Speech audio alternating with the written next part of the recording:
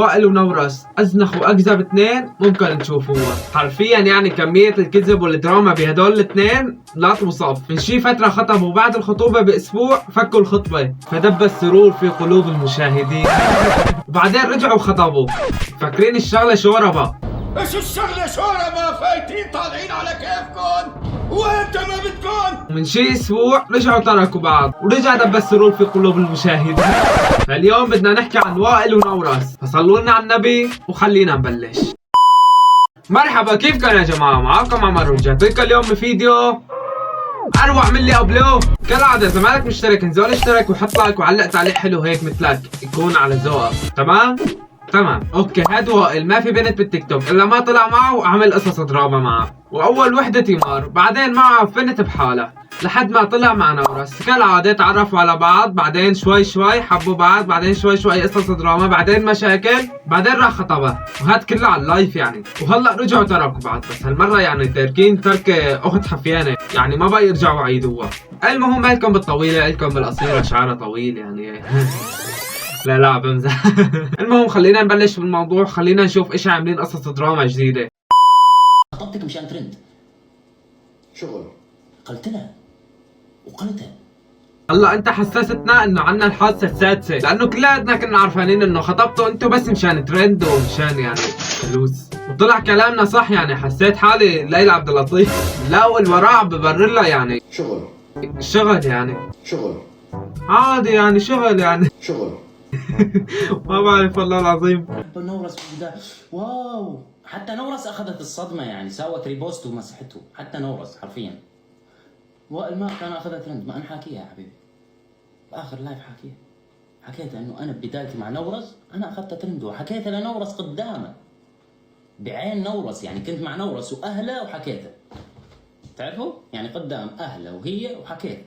نورس بتعرف يعني، بس ما بعرف ليش اخذت انه وجه الصدمه. يعني الزلمه صريح، يعني عم بقول انا قلت لها بدنا نخطب مشان ترند، يعني انا قلت كمان لاهلها بدنا نخطب بدي اخذ بنتكم بس مشان ترند، يعني مشان نطلع ترند. لا قدام اهلها يعني عن جد في هيك ناس مشان الفلوس بتبيع النفوس. والله قصه بالدنيا. يعني هو قايل لاهلها، يعني اهلها عادي مو شغله بتجيب فلوس، اذا بدك تاخذنا عنا كمان هيك بقولوا. تخيلوا اروح اخطب اقول لهم السلام عليكم انا جاي اخطب بنتكم بس مشان ترند. هو في بالقصة يعني ضمات بوستات حركات يعني، بس هي ضمن الترند يعني عادي فيها شغلة فلوس، يعني بتجيب كثير فلوس. كل هاد ضمن الاتفاق، يعني ضمات بوستات حركات ما بأثر. تسريحة شعرك بموت فيها، شيلك من المسح وشيل من كل شيء. احسن تسريحة شعر بحبها في حياتي يا ناس، هي تسريحة شعر اللي بحبها. ترى انا شفتوا انه غيرت. ايوه بلشنا. استنوا دراما جديدة. هلا شوفوا تصاميم الحب، هلا شوفوا على كمية تصاميم الحب وكمية الدراما. قصة حب تبدأ من تسريحة شعر. بعدين هي ما صار لها شيء تيك وائل، يعني لا احساس ولا شيء، يعني عادي هيك. انا بعرف البنت وقت تتركها حبيبها او يعني تطلع او شيء بتضل شهر زعلانة ومكتئبة وحزينة وما عم تقدر تتنفس. حاطه فلتر؟ لا ابدا ما في فلتر، كل هالبياض رباني سبحان الله. صار لك بالسوشيال ميديا 5 شهور.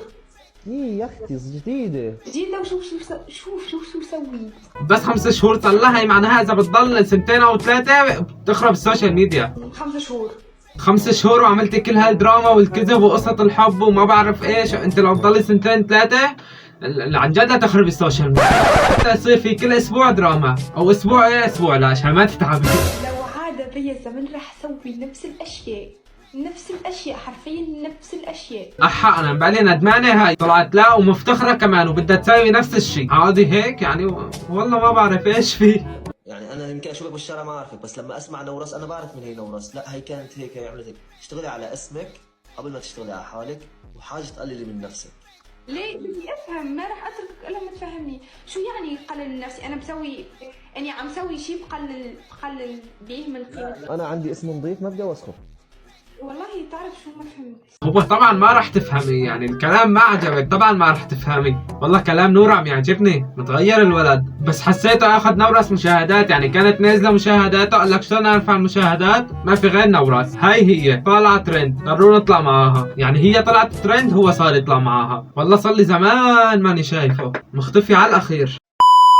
المهم هون وصلنا نهاية الفيديو. اذا عجبكم لا تنسوا تحطوا لايك وتشتركوا بالقناة، وما بعرف شو استفدنا بهذا الفيديو. انتوا اذا استفدتوا اكتبوا لي تحت بالتعليقات شو استفدتوا، وبس يلا سلام.